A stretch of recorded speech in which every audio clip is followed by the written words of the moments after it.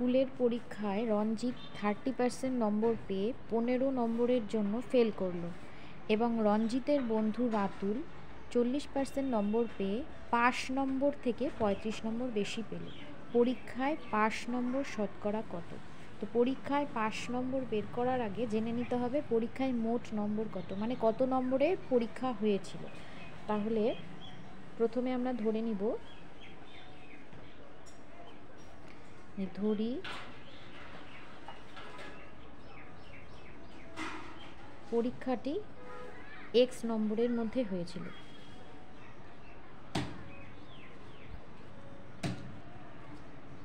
অর্থাৎ পরীক্ষার মোট নম্বর হচ্ছে x।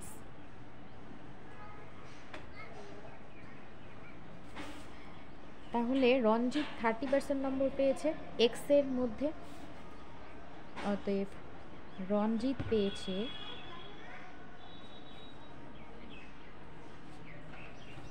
কত নম্বর পেয়েছে? এই যে মোট যে x নম্বরের মধ্যে পরীক্ষা হয়েছিল তার 30%, অর্থাৎ x × 30/100,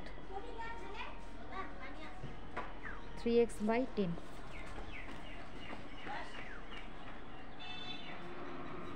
এটা রঞ্জিত পেয়েছে। রঞ্জিত 30% নম্বর পাওয়ার পরেও সে 15 নম্বরের জন্য ফেল করেছে, মানে সে পাস করেনি, কিন্তু এত নম্বর পেয়ে সে পাস করেনি। তাহলে পাস নম্বরটা কত? এর থেকে 15 বেশি হবে। অতএব পরীক্ষায় পাস নম্বর কত? রঞ্জিত যেটা পেয়েছে তার সাথে 15 যোগ হবে, মানে এই নম্বরটা পেলে পরীক্ষায় সে পাস করত। এবার চলে আসি রঞ্জিতের বন্ধু রাতুল। সে কত নম্বর পেয়েছে? 40% নম্বর পেয়েছে, 40%। তাহলে রাতুল কত পেয়েছে? রাতুল পেয়েছে কত হবে? x এর 40% নম্বর। তাহলে একবারে করছি 40x/100। আমি কাটাকাটিটা আরও করা যেত, তো আমি ওইভাবে করব না। দেখো কেন করব না, বুঝতেই পারছো, পরে আমি বুঝিয়ে দিচ্ছি। এবং দুটোর হর আমি একই রাখতে চাইছি। এটা রাতুল পেয়েছে। এবার বলেছে কি, রাতুল যে 40% নম্বর পেয়েছে সে কিন্তু পাস নম্বর থেকে 35 নম্বর বেশি পেয়েছে, মানে এই যে পাস নম্বর তার সঙ্গে 35 যোগ করলে কিন্তু রাতুলের নম্বরটা হবে। তাহলে আমরা একটা সমীকরণ তৈরি করি। অতএব শর্তানুসারে যে পাস নম্বরটা সেটা লিখে ফেলছি 3x/10 + 15। তার থেকে এই পাস নম্বরের থেকে এই যে পাস নম্বরটা লিখলাম এর থেকে রাতুল 35 নম্বর বেশি পেয়েছে, তাহলে পাস নম্বরের সঙ্গে আমি 35 যোগ করলাম, করে আমরা পাবো রাতুলের নম্বর। এই হচ্ছে সমীকরণ। এখান থেকে আগে x এর মানটা বের করে নিই। তাহলে 3x/10 এই যোগটা করে নিচ্ছি।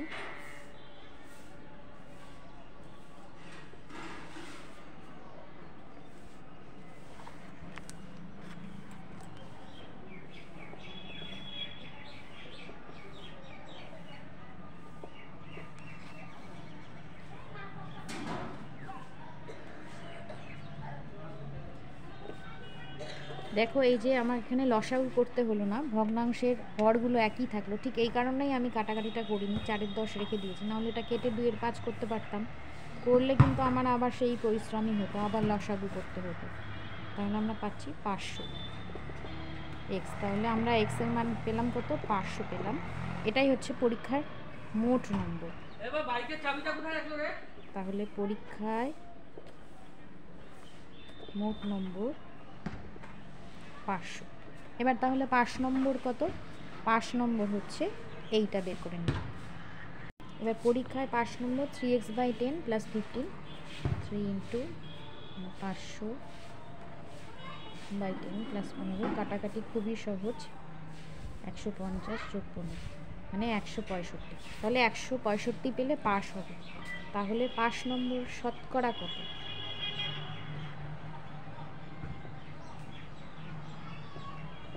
পাস নম্বরে আমরা পার্সেন্টেজ বের করি।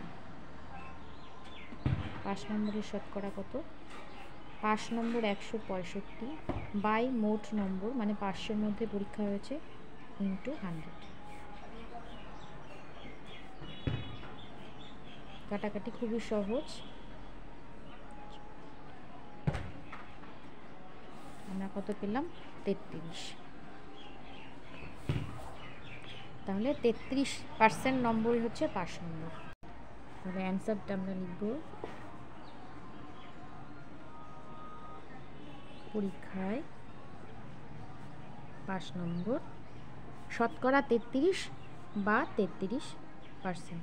আমরা যদি শতকরা লিখি তাহলে কিন্তু এখানে পার্সেন্টেজ চিহ্ন দেব না, কারণ শতকরা মানেই তো পার্সেন্টেজ। আর যদি এখানে শতকরা কথাটা না লিখি তাহলে কিন্তু পার্সেন্টেজ দেবো। এই যে আমি এখানে শতকরা লিখেছি, 5 নম্বরের শতকরা, এখানে কিন্তু আমি কোনো পার্সেন্টেজ চিহ্ন ব্যবহার করিনি। অ্যান্সার লেখার সময় আমি পার্সেন্টেজ চিহ্ন ব্যবহার করেছি, এখানে আবার শতকরা লিখিনি। এই বিষয়টা মাথায় রাখবে যে দুটো জিনিস একসাথে ব্যবহার করা যাবে না।